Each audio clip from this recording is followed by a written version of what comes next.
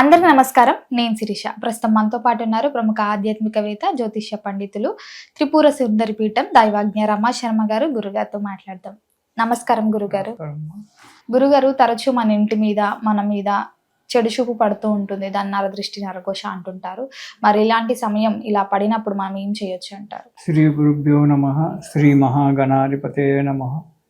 గురు బ్రహ్మ గురు విష్ణు గురుదేవో మహేశ్వర గురు సాక్షాత్ పరబ్రహ్మ తస్మై శ్రీ గురవే నమః.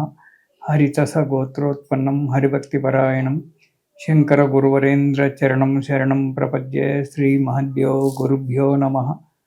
అరుణాం కరుణాతరంగితాక్షిం ధృతపాశాంకుశపుష్పబాణచాపాం అనిమాద్విరయువృతాం అయూకైః అహమిత్యేవ విభావయేద్ భవానీం. శ్రీమాత్రే నమః. నరదృష్టి అనేటువంటిది ప్రతి వ్యక్తికి ఉంటుంది. అయితే అన్ని దృష్టి దోషాల కంటే నరదృష్టి దోషం పెద్దదట. నరుని కళ్ళు పడితే రాయి అయినా కరిగిపోతుందట. అలాంటి నరదృష్టి. సరే, మనం కొద్దిగా బాగుపడ్డాము అంటే ఎదుటి వాని దృష్టి పడుతుంది. కష్టాలు వచ్చినాయంటే వాని దృష్టి దోషం మనకు ఫలితం అవుతుందని తెలుసుకో. ఈ నరదృష్టి రాకుండానే అందుకే మనము గృహప్రవేశం చేసే ముందు వాస్తు పూజలు, ఆ పూజలు ఇవన్నీ కూడా మనం చేసుకోవడం జరుగుతుంది. దానికి ఇంటి ముందు కూష్మాండం, బూడిద గుమ్మడికాయ కట్టడము, అది చెయ్యాలి. రెండవది పటిక దొరుకుతుంది. పటికను దేవాలయాల్లో బ్రాహ్మడికి ఇస్తే పూజ చేసిస్తాడు, గుమ్మడికాయ అయినా పూజ చేసిస్తాడు.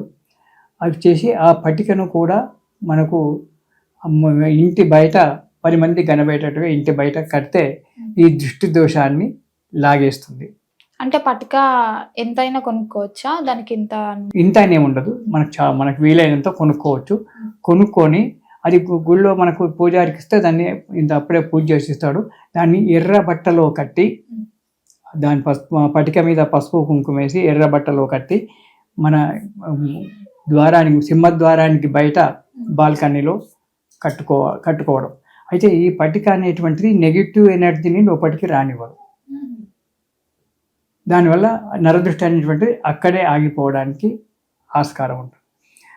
ఇక రెండవది, ప్రతిరోజు కలాపి చల్లి, అంటే ఈనాడంటే కలాపి చల్లడం లేదు, బండలు ఉంటే బండలు కడుక్కొని ముగ్గు పెట్టడం.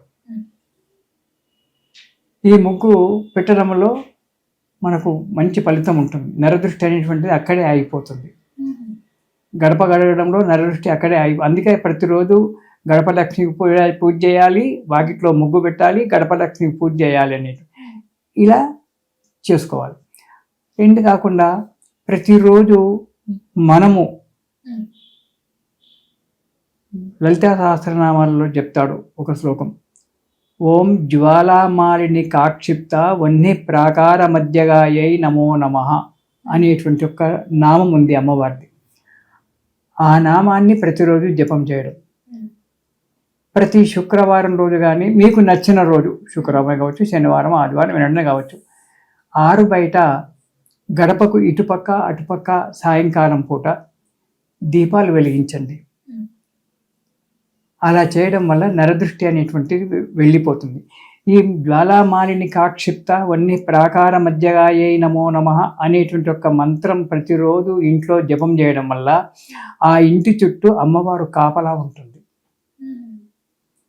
ఎలాంటి నరదృష్టి కానీ, దుష్టశక్తులు కానీ, అంటే ఎవరు చేతబడి గతబడి అని రకరకాల అంటుంటారు, అలాంటి శక్తులు కానీ ఇంట్లోకి రాకుండా ఉంటుంది.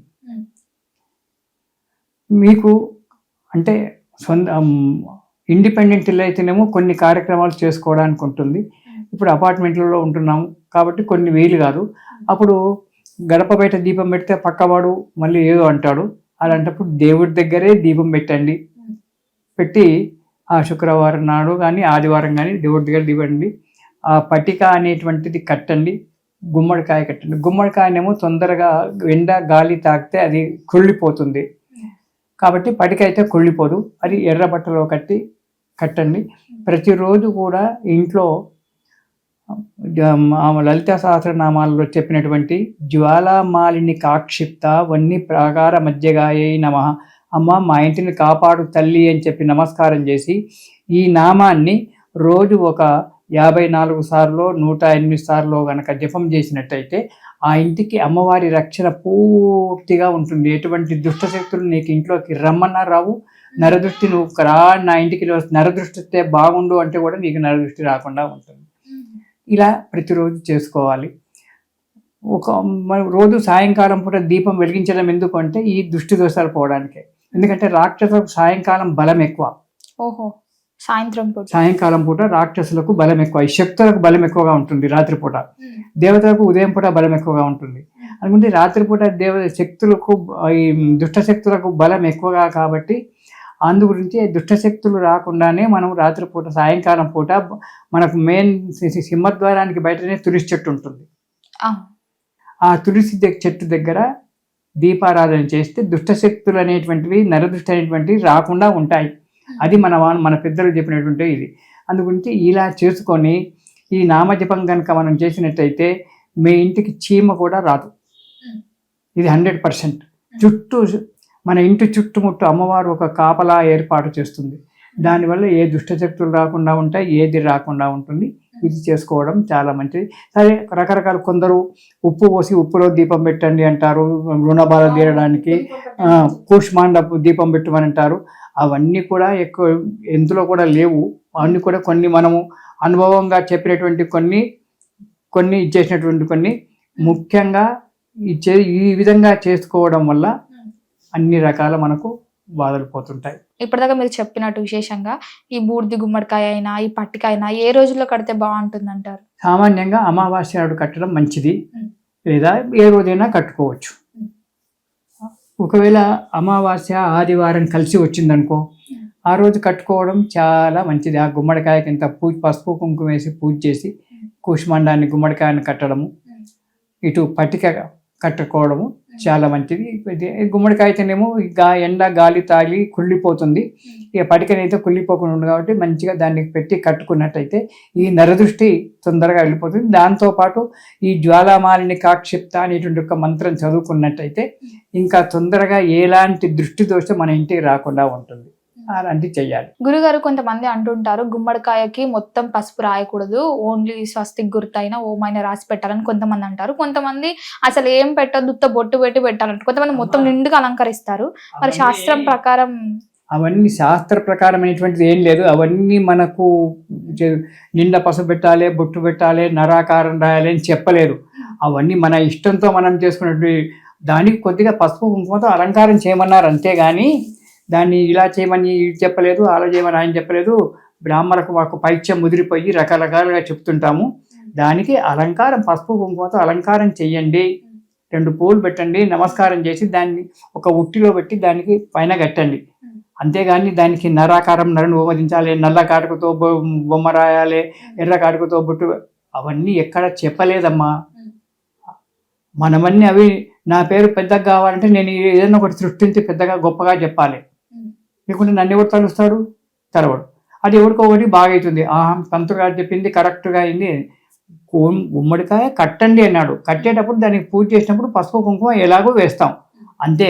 నిండా పసుపే రాయి, కొద్దిగా పసుపే రాయి, 3 నామాలు పెట్టు, అడ్డనామాలే పెట్టు, అది నీ ఇష్టం వచ్చినట్టుగా దాన్ని అలంకారం చేయి, అది కట్టు అంతే. ఇప్పుడు పట్టికైనా దాని మీద కూడా పసుపు కుంకుమ వేసి పూజ చేస్తాము. ఒక ఎర్ర బట్టలో కట్టేసి ఒక బుట్టిలో పెట్టి పైన కట్టేసేయి అంతే. ఎంత పసుపు ఆయన కిలో అని చెప్తాడు, ఆయన అరకిలో లేదు, నీకు తోచినంత. అంటే ఒక వ్యక్తికి ఎదుటి వ్యక్తి కనబడాలి కాబట్టి కొద్దిగా ఎక్కువ తీసుకుంటే ఆ మూట కనబడుతుంది. అప్పుడు దాని ఒక నెగిటివ్ దాన్ని గుంజేస్తుంది. అది ఏదో గింతంతా కట్టినాం అనుకో అది లాక్కోదు. కొంచెం పెద్దగా మంచిగా కట్టేస్తే అది ఉంటుంది. అంతేగాని దాన్ని ఈ విధంగా అలంకారం చేయాలా, కూష్మాండ దీపం పెట్టాలి, ఉప్పులో పల్లెల్లో ఉప్పు పోసి ఉప్పులో దీపం పెట్టు, కూష్మాండ దీపం పెట్టు, ఈ కర్వ ఫలితాన్ని ఎవరు తప్పించలేడు. అందుగురించి చేసేటి చెయ్యండి. వాళ్ళు కూడా ఏదైనా అనుభవంతో రెమెడీలతోటి వాళ్ళు చెప్తున్నారు, వాళ్ళని నేను తప్పు పట్టడం లేదు. కానీ అవన్నీ ఒక రకంగా చెప్తేది ముఖ్యమైనటువంటిది మనకేంటంటే ఉదయం సాయంకాలం తులసి చెట్టు దగ్గర దీపం వెలిగించాలి, గుమ్మడికాయ కట్టుకోవాలి, పటిక కట్టాలి. రోజు మీకు ఉదయం కానీ సాయంకాలం కానీ వీలు చేసుకొని లలిత సహస్రనామాలలో జ్వాలామాలిని కాక్షిప్త వన్ని ప్రాకార మధ్యగాయై నమో నమః అనేటువంటి ఒక నామాన్ని మీకు వీలైతే 108 సార్లు లేదా 54 సార్లు చివరకు 18 సార్లు అయినా సరే జపం చేసుకుంటే ఎలాంటి ఇంకా మీకు తొందరగా ఫలితం రావాలంటే చేతిలో కుంకుమ పట్టుకొని ఇప్పుడు చెప్పినటువంటి ఒక నామాన్ని జ్వాలామాలిని కాక్షిప్త అనేటువంటి నామాన్ని ఒక 18 సార్లు 54 సార్లు చదివి ఆ కుంకుమ గడపకు బొట్టు పెట్టండి. నరదృష్టి ఉంటే నేను సవాల్ చేస్తాను. వేరే ఏది అవసరం లేదు. నీ గుమ్మడికి అవసరం లేదు, పటికి అవసరం లేదు. రోజు ఓపిక తెచ్చుకోవాలి. ఏదో ఉటుకొటకొటకొటకొటగా చదివేసి పెట్టడం కాదు. అమ్మవారి మీద భక్తితో ఇంత కుంకుమ చేతిలో పట్టుకొని, అమ్మ మా దృష్టి దోషాలు ఎండిపోవాలి, మా ఇంట్లో సుఖము సౌభాగ్యము శాంతము మంచిగా ఉండాలి అని మనసులో తలుచుకొని జ్వాలామాలిని కాక్షిప్త వన్ని ప్రాకార మధ్యగాయై నమో నమః అనేటువంటి మంత్రాన్ని 18 సార్లు కానీ 54 సార్లు కానీ చదివి అదే కుంకుమ తీసుకెళ్ళి మీరింత బొట్టు పెట్టుకొని ఆ కుంకుమను గడపకు బొట్టు పెట్టండి. మీకు నరదృష్టి ఎక్కడి నుంచి వస్తుంది? రాదు. ఇంటి చుట్టుముట్టు అమ్మవారి యొక్క కాపలా ఉంటుంది. మన చుట్టుముట్టు ఒక రేఖ ఏర్పడుతుంది. దానివల్ల ఎలాంటి దృష్టి దోషాలు మనకు ఇంటికి రాకుండా ఉంటాయి తల్లి. ఇది చేసుకోండి. గురుగారు, మొత్తం మీద మాకు తెలియని ఎన్నో మంచి సందేహాలు నివృత్తి చేసినందుకు ధన్యవాదాలు.